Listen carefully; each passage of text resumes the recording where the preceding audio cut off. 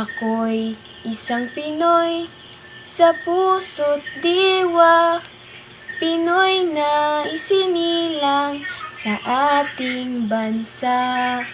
Ako'y hindi sanay sa wika, mga banyaga. Ako'y Pinoy na mayroong sariling wika, wikang pangbansa. Ang gamit kong salita, bayan kong sinilangan. Hangad kong lagi ang kalayaan. Sigat Jose Rizal nooy nagwika, siya ang nagpangaral sa ating bansa.